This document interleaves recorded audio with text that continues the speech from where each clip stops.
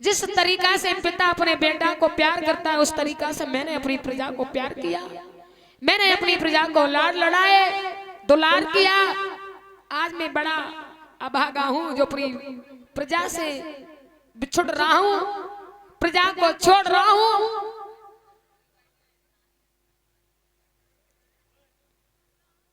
चिंता को मत करना।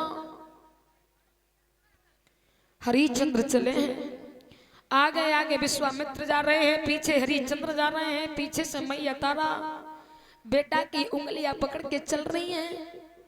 जेठ का महीना है। भैया मैं तुम जैसी माता बहने पहली बार देख रहे हैं। तुम लोग समझते नहीं हो कि कथा कहां चल रही है। अगर किसी को खड़ा करके पूछ नहीं लिया तो ऊपर नीचे देखो ही कि जब पंडाल में कितने जब फूका ना लगे।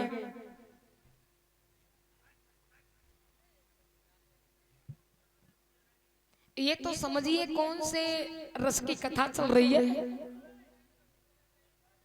कहां की कथा हो रही है।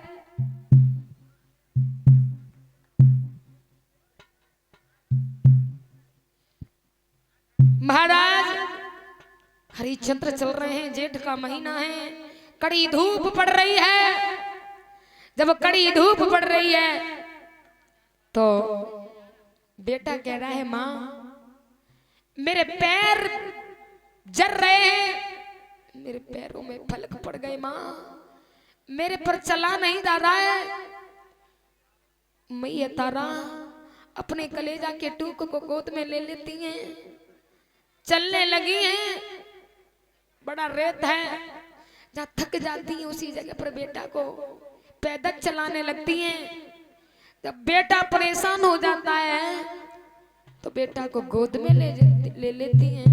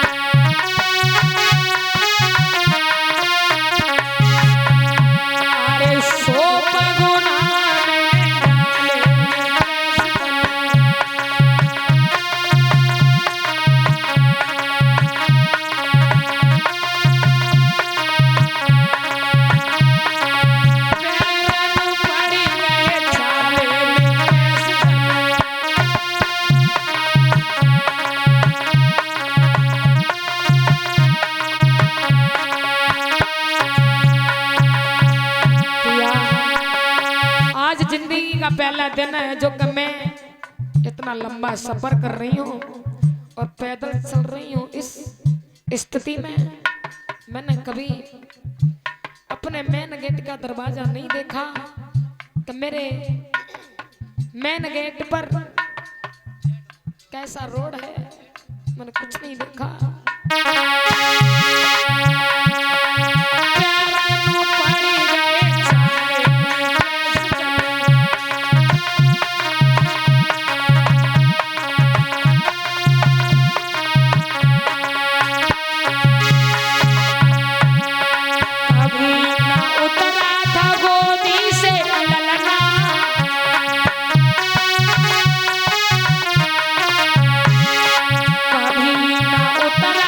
गोरी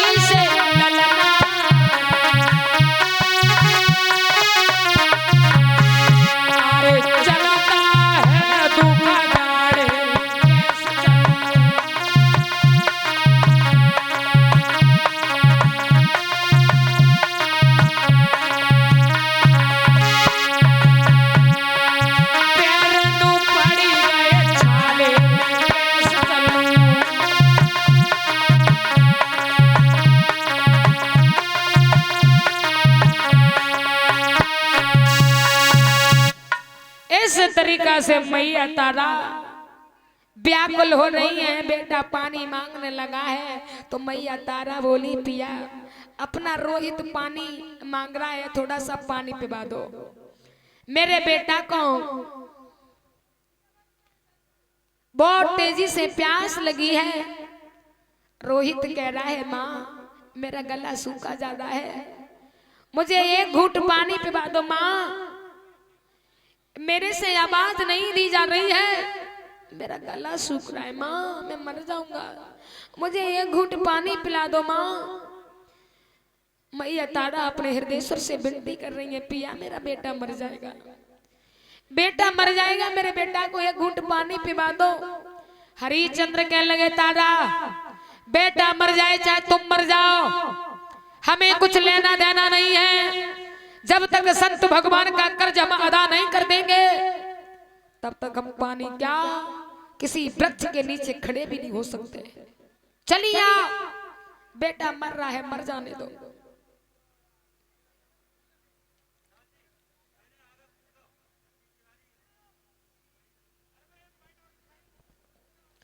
मैया तारा परेशान है। विश्वामित्र ने कानों में सुना है कि पानी मांग रहा है, कमंडल लेकर के आ गए। हरिश्चंद्र ने मना कर दिया, ना ना ना पानी नहीं पिएंगे, ना पिएंगे ना पिलाने देंगे।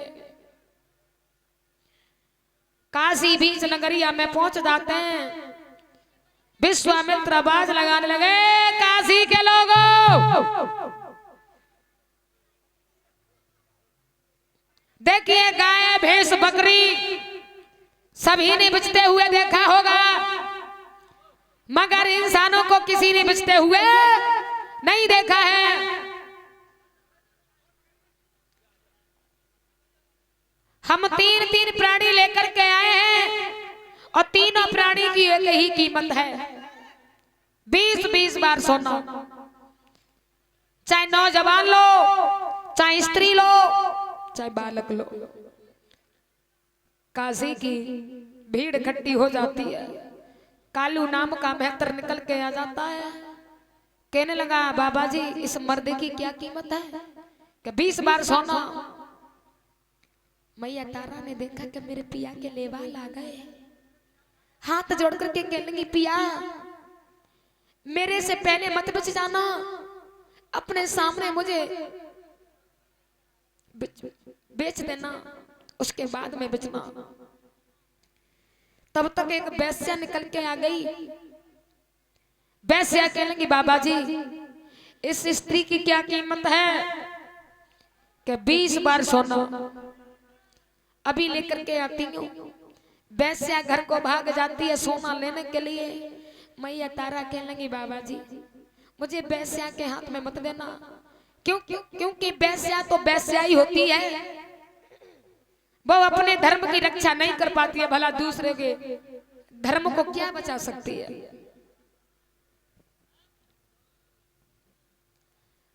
विश्वामित्र कहने लगे, देखिए हमें सोने से मतलब है, जाति बिरादरी से कोई मतलब नहीं है, जो सोना देगा वो लेगा। मैया तारा प्रभु को याद करती हुई बोली है, प्रभु आज मेरी लाज तुम्हारे हाथ में है। भगवान ने तारा की करुण भरी पुकार को सुना तो माया रूपी बंदरों को भेज दिया। जो वैश्या सोने की पोटली लेकर के भागती हुई चली आ रही थी, उसके ऊपर बंदर टूट पड़े, सोने की पोटली लेकर के भाग गए। वैश्या हाथों को मलती रह गई। हेलो हेलो, थोड़ा सा गूंज डाल, बोले तू देख ला, तू कर दे उसको शांत मास्टर है, देख।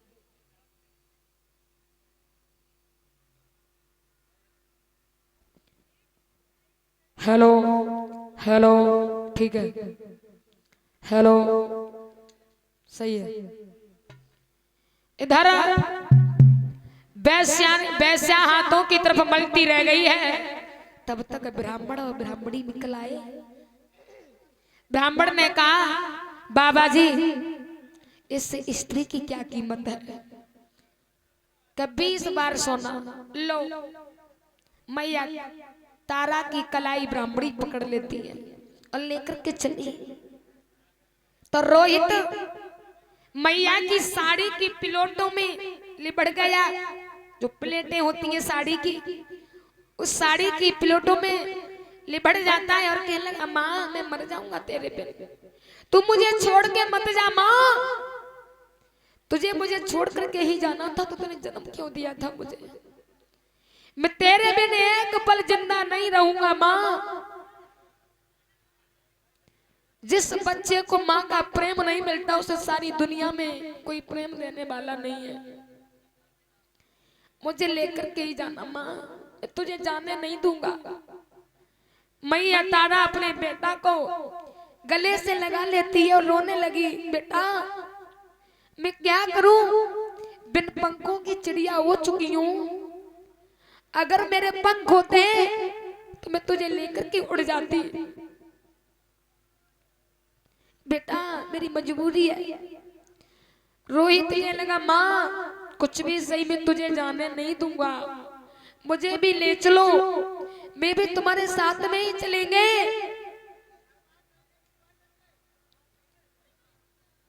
मैया तारा हाथ जोड़ लेती है और कहने लगी, ब्राह्मणी बहन मैं तेरे हाथ जोड़ रही हूँ, तुम्हारे पैर पर रही हूँ, मेरे कलेजा के टुकड़ों को खरीद लो, तुम मुझे लेकर के जाओगी, मैं खुश नहीं रहूंगी, जिंदगी तो जीऊंगी मगर जिंदगी जिस तरीका से जी जाती है उस तरीका से जिंदगी नहीं जी पाऊंगी, जिंदा शरीर ही मेरा मुर्दा हो जाएगा, मेरे बेटा को खरीद लीजिए, तुम्हारे आंगन में मैं खुश नहीं रह पाऊंगी, मेरा बेटा न जाने कहां पर भटकेगा और मैं वहां पर भटकूंगी, मेरे बेटा को खरीद लीजिए। ब्राह्मण को दया आ जाती है, ब्राह्मण ने 20 बार सोना और दिया है और रोहित को खरीद लिया। रोहित को और तारा को ब्राह्मण और ब्राह्मणी खरीद लेते हैं भक्तों, और हरिश्चंद्र को कालू मेहतर खरीद लेते हैं। बेच करके विश्वामित्र को चैन नहीं पड़ा। ब्राह्मणी ने तारा को काम दे दिया, देख बहन तेरा काम रसोई में रहेगा और तेरे बेटा का काम बगीचा से फूल लाने का रहेगा। कालू भंगी ने हरिश्चंद्र को काम दे दिया, देख भाई तुझे नदी से पानी लाना होगा, ठीक। हरिश्चंद्र सुबह से घड़ा उठा लेते हैं, शाम तक पानी को ढोते रहते हैं। शाम होती है वैसे ही विश्वामित्र कुत्ता बन के आ जाते हैं, भोजन खा जाते हैं। जब हरिश्चंद्र भोजन करने को बैठते हैं तब ही विश्वामित्र कभी बिल्ली बन के आ जाते हैं, भोजन खा जाते हैं, कभी भिखारी बन के आ जाते हैं, भोजन खा जाते हैं। 15 दिन हो गए, हरिश्चंद्र ने अन्न नहीं जाना कि कैसा अन्न होता है। 15 दिन एक व्यक्ति को अन्न न मिले कि अन्न बिना सब अन्न मने, नर नारी और भूप, एक अन्न के कारण सो बिगड़ी जात सब रूप। इधर हरिश्चंद्र सूख सूख करके छुआरा हो गए। मैया तारा नदी से पानी लेने को जाती है, पहले नल नहीं थे, नहरों से और कुआं से ही पानी भरा जाता था। पानी भरने को जाते हैं तो पहली भेंट मैया तारा की नदी पर होती है हरिश्चंद्र से। हरिश्चंद्र ने अपनी अर्धांगिनी तारा को पहचान लिया, गागर को उठा करके गागर को भर के बैठे और कहने लगे, तारा सुन